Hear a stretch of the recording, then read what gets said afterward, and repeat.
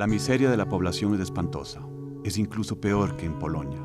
Miles y miles de refugiados con los pies destrozados y con zapatos inservibles se arrastran hacia sus hogares. A veces me esfuerzo en odiar a los franceses. Si no lo hiciera, acabaría sintiendo compasión por el pueblo, que no deseaba que se desatara este conflicto. Hans P., 30 de mayo 1940, soldado alemán, invasión a Francia.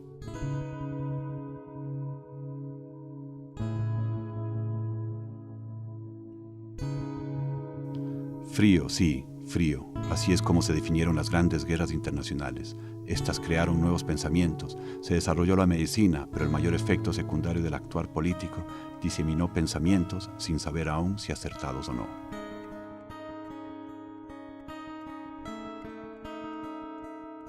Al día de hoy sigue existiendo la guerra, Ucrania en Europa, Gaza, Irak, Yemen, Afganistán, Pakistán y Siria en Asia, la República Centroafricana, Sudán del Sur, Mali, Nigeria, el Congo y Somalia en África.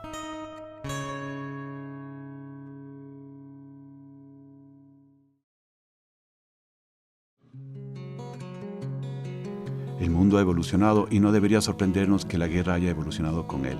La lucha por el territorio, por los recursos, por ideologías o lo demás han sido los principales motivos que llevan a dos pensamientos a pelear.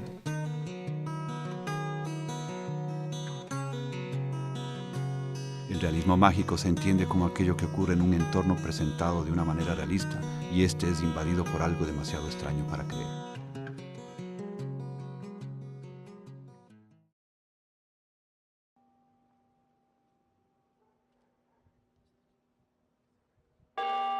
Longitud 4 grados 00 norte, 72 grados 00 oeste. Esta es la ubicación de un entorno invadido por cosas y situaciones tan extrañas que se hacen casi imposibles de creer. Una guerra de heridas que nunca sanan y sangran por las venas de sus pobladores.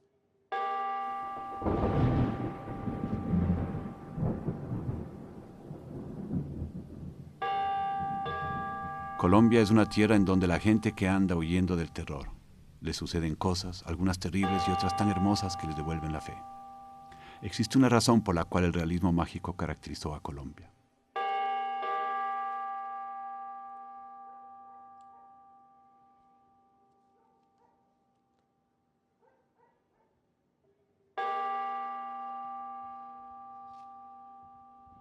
Desde el final de los años 40, los colombianos han vivido en medio de un conflicto que rebosó los cementerios, especialmente los de las áreas rurales como Yarumal, ciudad retablo, ubicada en la zona norte del departamento de Antioquia, con un promedio de 18 grados centígrados de temperatura, y con personajes ilustres como Epifanio Mejía, escritor del himno antioqueño.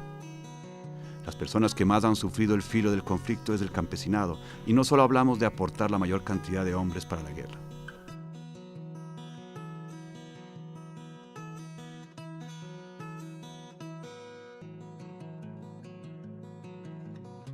Yarumal fue una zona de disputa de las guerrillas.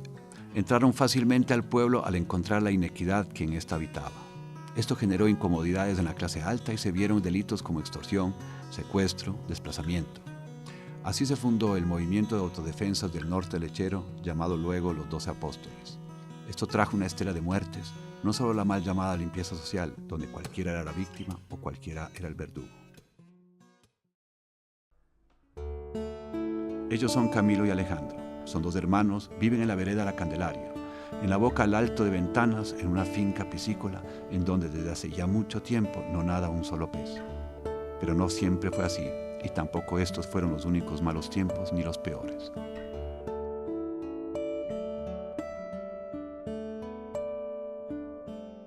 $8.278.000 personas han sido las víctimas del conflicto. Más que la población de países europeos altamente desarrollados como Noruega, Finlandia, Irlanda y Croacia. Un conflicto de baja intensidad pero de alta frecuencia, costando la vida de 275.000 personas. Casi la población de un país como Islandia, sin ejemplificar las 7 millones de víctimas de desplazamiento.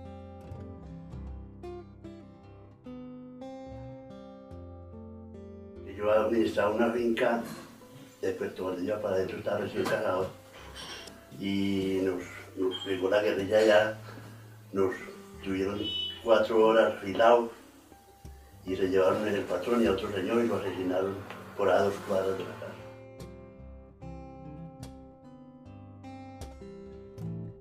Yo le arreglaba ropa yo no los conocía porque como todos visten igual, entonces yo le arreglaba ropa, iba el uno y el otro, y entonces una vez llegó uno, y llegaron unos y me llevaron una comida muy buena, y entonces ya yo me tocó preguntarles: ¿ustedes quiénes son? Entonces me dijo que ellos eran del ejército, que yo era soldado. Y le dije: entonces ustedes, ¿cómo hacen para distinguirse el uno con el otro, viendo que los otros visten igual? Entonces ya ellos me dijeron que no, pero es que en el uniforme está el nombre. Ellos en eso y verá. Entonces ya a mí me dio mucho miedo, ya yo les dije que no me volvieran a pisar la casa ninguno. Todo el que iba ya que yo no los conocía, que era mejor que no me pisaran la casa.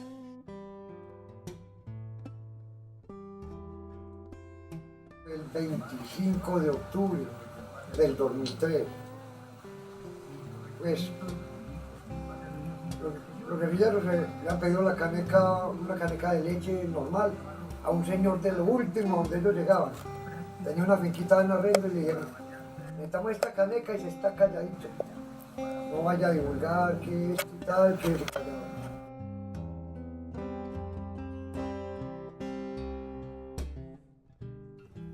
El agua no deja de caer en los estanques, la neblina se despeja poco a poco, aunque la temperatura sigue baja. Camilo y Alejandro despiertan. Cuando aún no sale el sol, agarran sus botas y se dirigen a Yarumal a estudiar.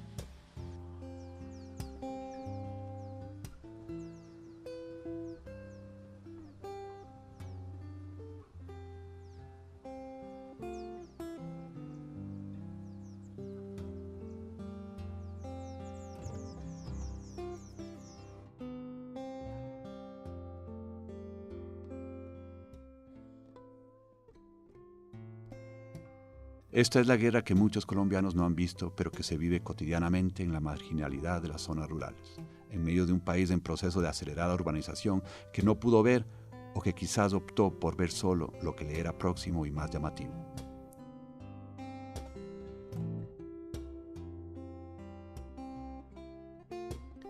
Los dos chicos deben hacer un recorrido largo para estudiar, un recorrido que hace años más que fatiga habría causado miedo. Ellos caminan en las mañanas desde la finca hasta la vía troncal para poder llegar al altar de paz.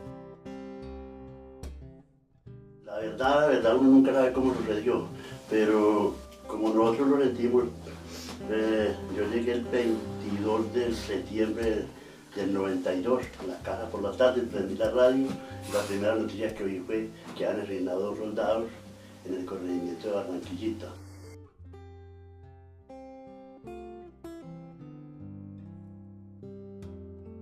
Un primo mío, él le ayudaba mucho al padre en la iglesia, y entonces un domingo dijeron la misa a mediodía y él se fue. Y cuando por la noche la bulla de que lo habían matado, porque eso fue una equivocación, porque era otro que había denunciado una mina que ellos habían puesto, y entonces Entonces él se llamaba lo mismo que el que había puesto pues la mina. Entonces a él lo mataron por equivocación.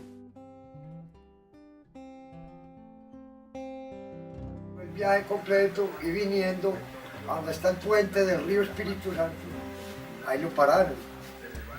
Y se le enojaron mucho, eran 2 hombres y una mujer, totalmente camuflados y bien armados. Entonces llegaron a comunicarse con un supuesto jefe en la montaña y no es que les daba el celular. Entonces, venga, vamos para allí más arriba, a donde nos dé señal. Y él les dijo, ¿puedo darme las llaves del carro o qué? Y lo regresaron ahí con la ayudante, los 3 para él lo vieron de repente. Rápido, revuelven a pie que no nos damos que tocar. Es a botar. Entonces cuando ya nos iba el carro, después de un recorrido que hay una balastrera, ya es que le dio señal a uno de ellos, se alejó un poquito. Y mientras eso lo quiso un simulacro. Porque donde quedó el camión, hay un monte. Y habían otros guerrilleros escondidos con la caneca, con la bomba. Pero lo que hicieron fue que entraron y como entre 2 la subieron, la llevaron atrás de la carrocería, al fondo, que eran las primeras, sacaronla con leche y colocaron la de la bomba, con un peso más o menos igual, entre 40 y 50 kilos.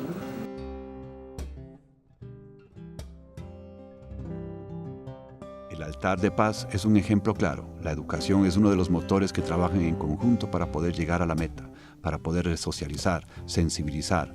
Es hora de educar, formar, parar esta guerra y construir. Que lo habían asesinado a sangre fría, no en combate, no a sangre fría, lo habían bajado de un carro, en pantaloneta, de civiles, lo han asesinado y le han dado tiros de gracia.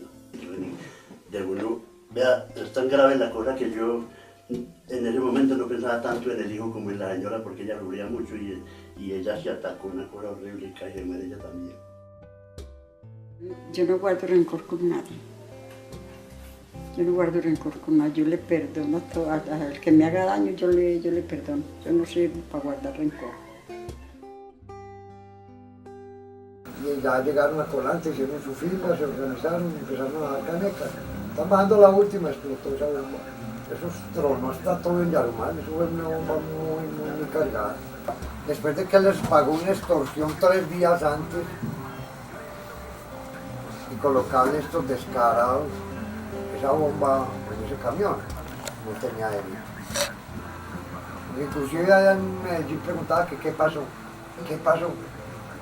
Se le negó hasta lo último, pero quién sabe si es la que yo vi. No pasó nada, le decía a Alberto y Denny, Marlene, tranquilo que no fue nada lo que pasó. Él repetía mucho y preguntaba insistentemente, porque él no creyó que no había pasado nada.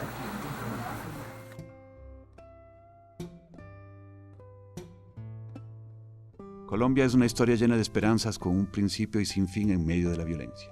La Truchera, esa finca donde han pasado tantas cosas, un lugar donde las secuelas de la guerra y el conflicto son manchas secas que algún día serán olvidadas.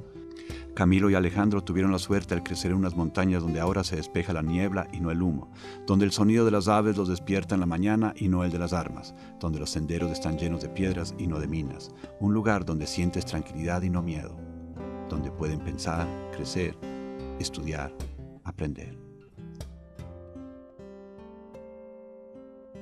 Como un sueño, el futuro, la escuela debe ser ese lugar sagrado, donde aprendamos a ser nosotros, a hacer paz, para que de verdad sea el altar de la paz.